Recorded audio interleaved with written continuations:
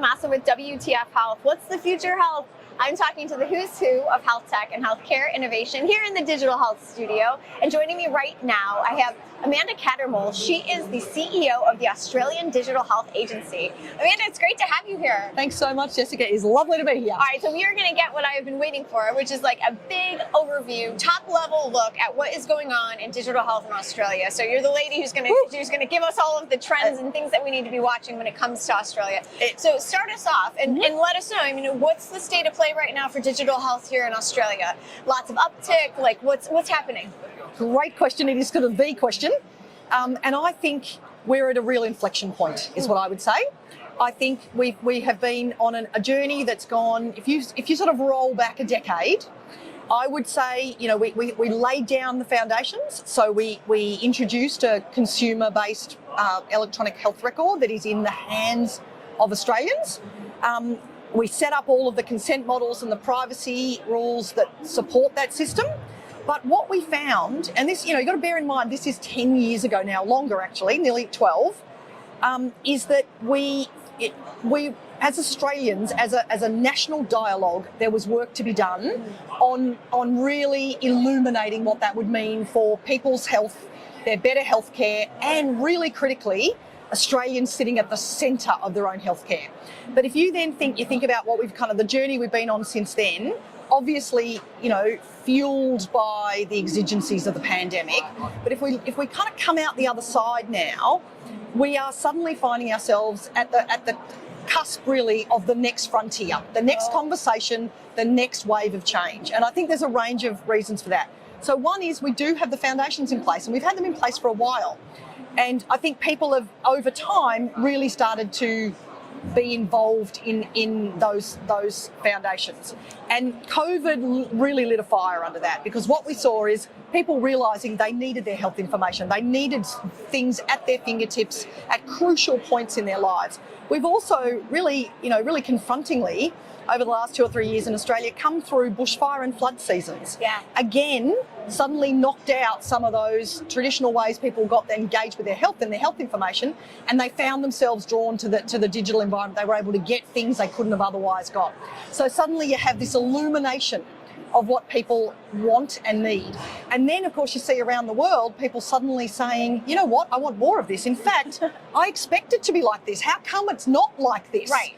And so we've had this, what I would almost flip of where we were 10 years ago and even 5 years ago, where we laid foundations down. They were cautiously engaged with, possibly reluctantly in some cases. And I think there was really not the same dynamic about how this would help really change the face of healthcare, to where we are now, where consumers are saying, we want more, you need it to make it happen, I want to be at the centre, I want my information, it's mine, and how are you going to wrap around me for my better care? And so we're suddenly at this inflection point where I think consumers are driving the conversation, and that's an extraordinary shift and a really powerful and exciting one. And we've got good foundations, so nice to have laid those down. Yep. Now we need to bring them to life. I love it. And we need to take the next steps forward of something that is going to be, it's going to support modern ways that healthcare is being delivered. So virtual care, multidisciplinary team care, linking broader care services, not just traditional health, but the broader care environment, and illuminating that for Australian healthcare consumers when and where they want it and they need it. So it's sort of, we've gone on this journey, and suddenly it's this point of acceleration that's right in front of us. That's really exciting to hear. I feel like in the US we're experiencing something similar. The conversation is kind of changing, and it seems to be rapidly taking off. Let's talk about some of the specifics within that conversation. So curious to hear about how telehealth is going over here. I know in the States we've, obviously off of the pandemic high of it, we've hit we've kind of settled, but we're not nearly as low as use was back before the pandemic. And so in the States, what we're seeing is this kind of acceptance of, no, this is actually a significant place where people can get care virtually. Yep. So what's going on here in Australia? Do you feel like, whether it be the healthcare system or whether it be consumers, what's the appetite for telehealth now that the pandemic is over? Yeah, it's a really great question and very similar story. Okay. So absolutely, telehealth was a really marginal part of the health system, hotly contested. Suddenly, boom, it becomes ubiquitous. Yes. And even as we move into this sort of, post-COVID world, whatever we call it now, definitely coming off a bit, but absolutely now I would describe it as an integral part of the way that healthcare is delivered. I think the conversation's now turning to what model of care is right in what circumstances, what kind of telehealth do we mean? So we've seen a lot of telephone health, less video enabled, where you're starting to get that other dimension. Yes. How do we support practitioners to move into that and think about that differently? And that's really a question of how do they uplift in their digital enablement, of which telehealth is going to be a key component. So I think Australians are in a really similar place. It's very much a part of the system, but they also want to pick and choose. There are some days when they want to sit in front of a practitioner in a more traditional way because of the kind of issue they're dealing with. They might have, be in a different place or whatever. And others, they want to be able to engage in something that is going to deliver for them in the moment they're in, where telehealth becomes such a key component.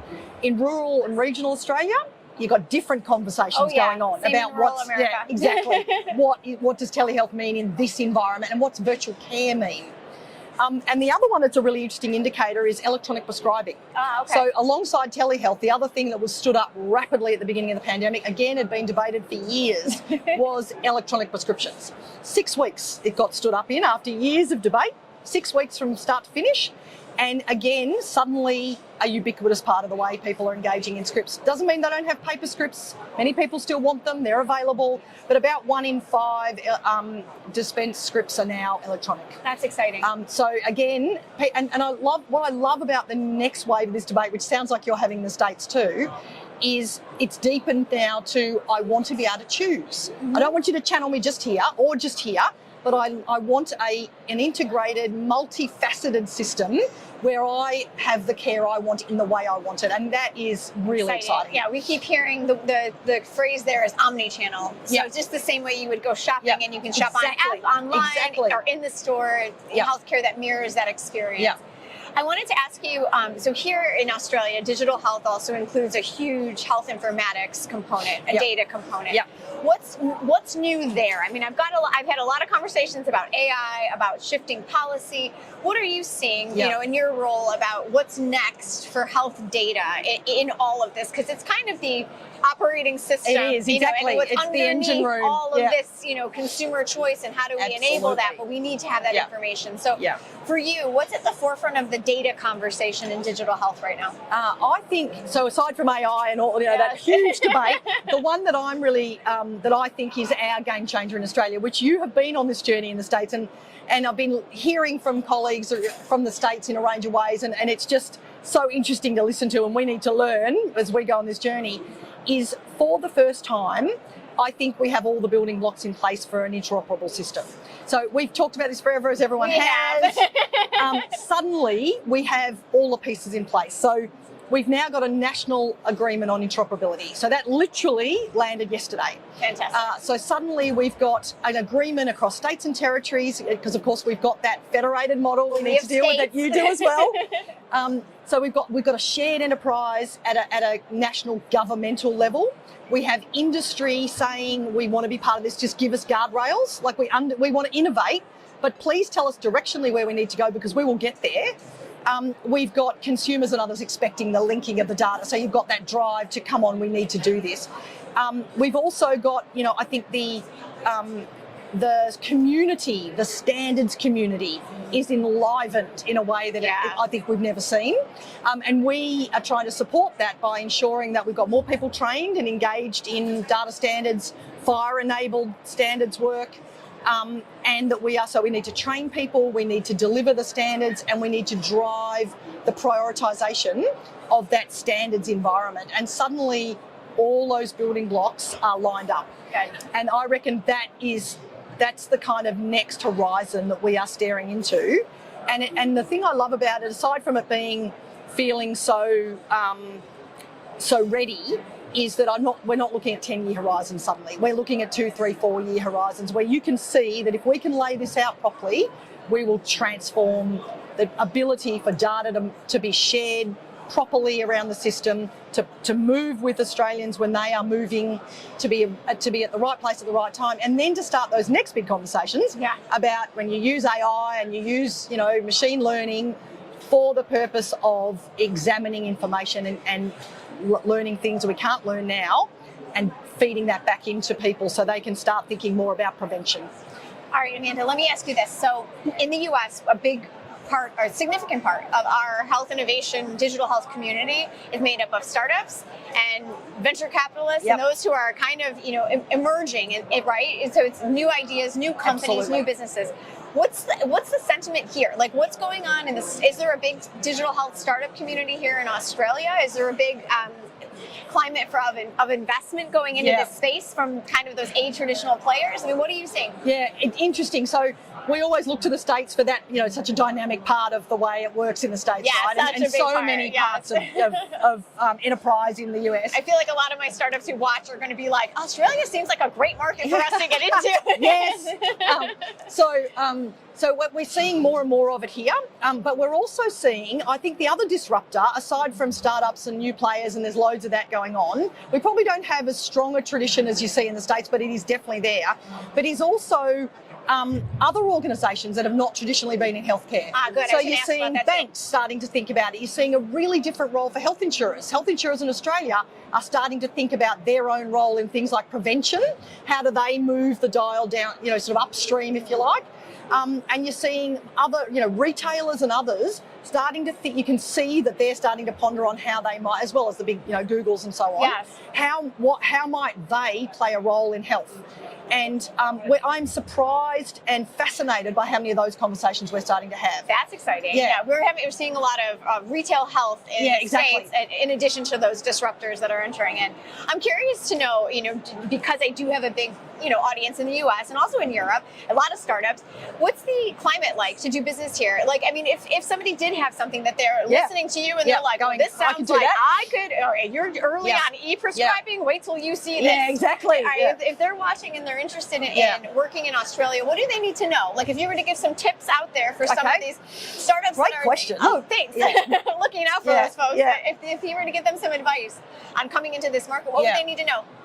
So I think one of the things that's really important to know is the federated model. Okay. So, states, territories and the Commonwealth, you've got, and so it's just understanding the architecture of the investment, because it really matters. There are different intersection points. You've got the states obviously driving, hospitals and essentially the tertiary system.